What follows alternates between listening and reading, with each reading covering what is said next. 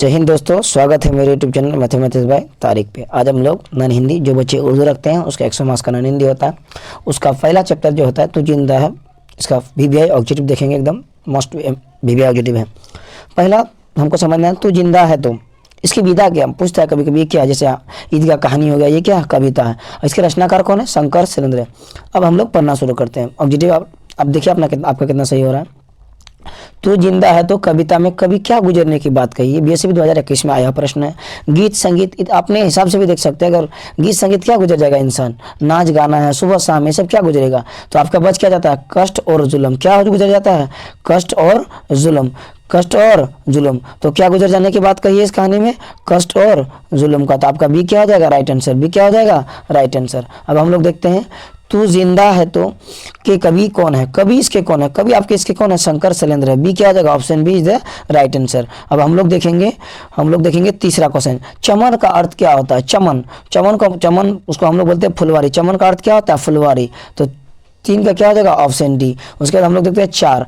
तू जिंदा है कविता में जीवन के पक्ष का वर्णन है। निराशवादी, आशावादी, प्रेरणावादी, साम्यवादी। तू जिंदा में कवि आदमियों को मोटिवेट करता है, यानी कि प्रेरणा देता है, स्रोत देता है। ये क्या हो जाएगा? प्रेरणावादी। अब हम लोग देखते हैं 5 नंबर क्वेश्चन। हमारे कारवां को किसका इंतजार है? हमारे कारवां को रास्ते का इंतजार नहीं है, समय का भी नहीं। हमारे कारवां को मंजिलों का इंतजार है। हमारे कारवां को किसका इंतजार है? मंजिलों का इंतजार है। अब हम लोग देखेंगे 6 नंबर क्वेश्चन। तू जिंदा है डॉट डॉट कविता में कभी किसके सिर कुचल के हम चलेंगे? सुख का, दुख का, मुसीबत का, हंसी का। हम दुखों का सर कुचेंगे, उसके साथ दुखों का सर कुचेंगे और चलेंगे साथ। तो क्या जाएगा? दुख।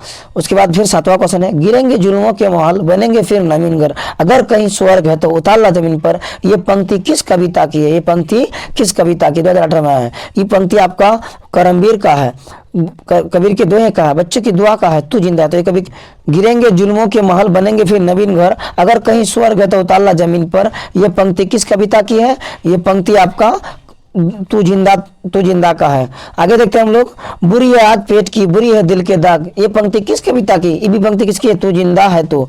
तू जिंदा है तो। उसके बाद देखते हैं तू जिंदा है तो जिंदगी की जीत में यकीन कर। किसमें? जीत में। खाली जगह को बना, इसमें किससे भरेंगे हम लोग? जीत से। किसमें यकीन करना है हमें? जीत पर। और वाकई में हमें अपनी जीत पर क्या होना चाहिए? विश्वास होना चाहिए।